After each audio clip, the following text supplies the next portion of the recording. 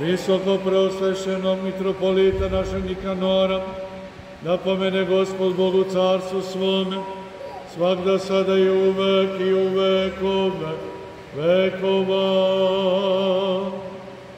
Putnike, bolesnike, pačenike, stradalnike, zarobljenike, da pomene Gospod Bog u carstvu svome, svagda, sada i uvek i u vekove vekova. Duše preminulih slugu Božih ovde spomenuti, da pomene Gospod Bog u carstvu svome, svagda, sada i uvek i u vekove vekova.